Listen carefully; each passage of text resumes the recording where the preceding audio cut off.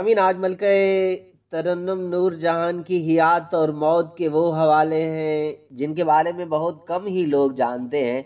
अक्सर मेरे प्यारे व्यूअर्स वो भी हैं जो एक आध मिनट वीडियो को देखते हैं और कोई चाशनी नहीं मिलती और चले जाते हैं। उनसे गुजारिश है कि वो अभी से ही चले जाएं, क्योंकि हमारी वीडियो सिर्फ अदबी, इल्मी और तारीखी ज़ौक़ रखने वालों के लिए ही होती हैं।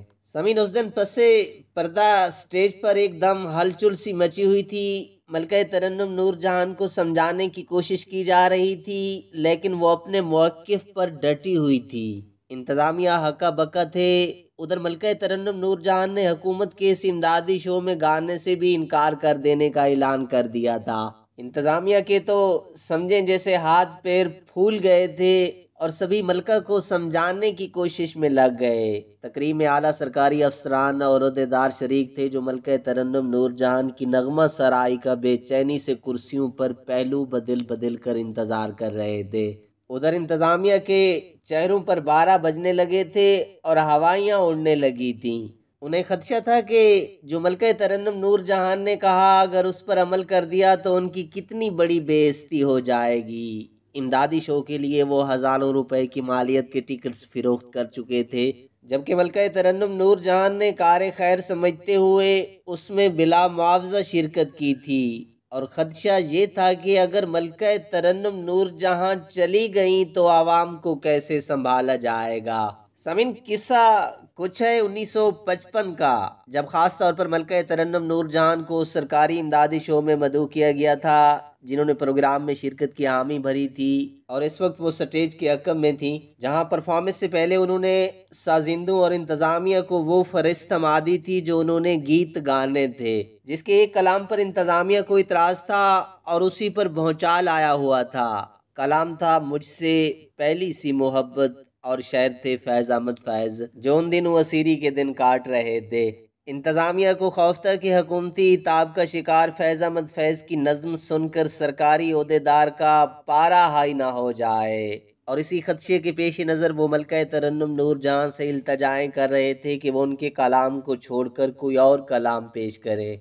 उधर मलका तरन्नुम नूर जहान का मौक़िफ़ था कि उन्होंने नज़्म की धुन बड़ी मुश्किल और कई दिनों की मेहनत के बाद तरतीब दी है, और ऐसा हो ही नहीं सकता कि वो इस कलाम के लिए दस्तबरदार हो जाएं। मलका तरन्नुम ने दो टोक लफ्ज़ों में कह दिया कि अगर गाएंगी तो यही, वरना उनकी गाड़ी तैयार है घर वापस जाने के लिए। ऐसी सूरत हाल में हालात को बिगड़ते देखकर सीनियर हुकूमती ज़िम्मेदारों ने मुदाखलत करते हुए नूर जहान के सामने हथियार डाल दिए। अब गुलकारा ने माइक संभाला और गुलकारी के फूल खिलाना शुरू किए, और जब उन्होंने फैज़ अहमद फैज़ की नज़्म मुझसे पहली सी मोहब्बत मेरे महबूब न मांग की नगमा सराई की, तो हाल में मौजूद हर मेहमान जैसे झूमने लगा।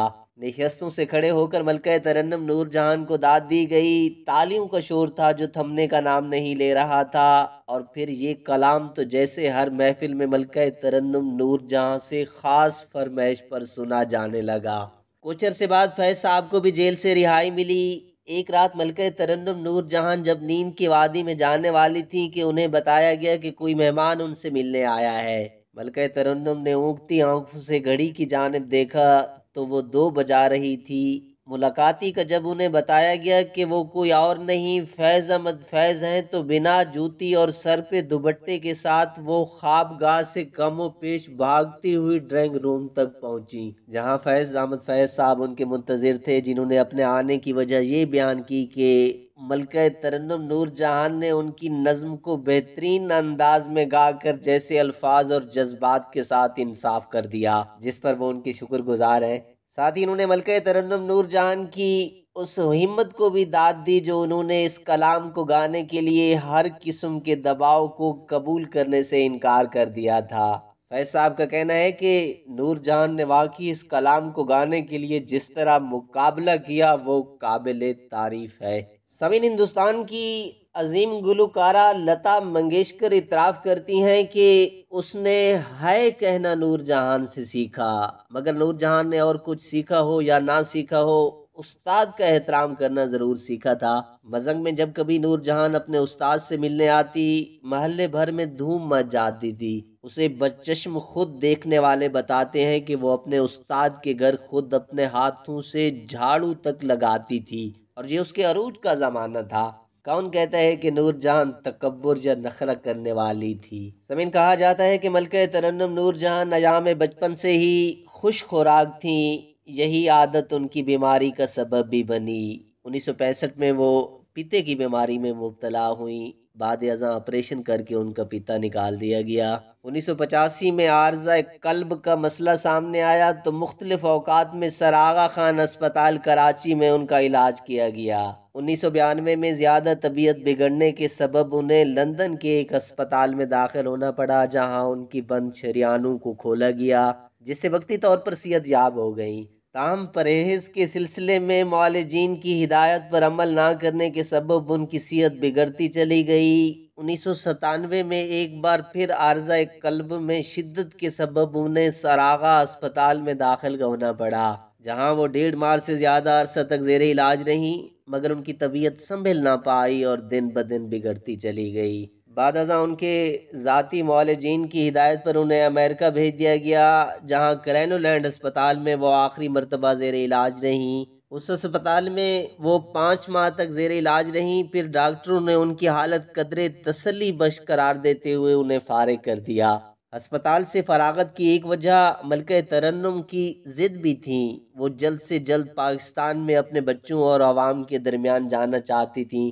امریکہ سے وہ برطانیہ اور پھر پاکستان آ گئیں، جہاں وہ مستقل طور پر کراچی میں ہی رہیں۔ انہوں نے کئی بار لاہور آنے کی کوشش کی، مگر صحت نے اجازت نہ دی۔ کراچی میں ہفتے میں 2 مرتبہ ان کے گردوں کی صفائی ہوتی رہی، مگر صحت دن بدن بگڑتی چلی گئی، اور پھر 23 دسمبر 2000 کو جب انہیں معمول کی چیکنگ کے لیے اسپتال لے جایا جا رہا تھا تو راستے میں انہیں دل کا دورہ پڑا اور پھر اسی عالم میں روح پرواز کر گئی۔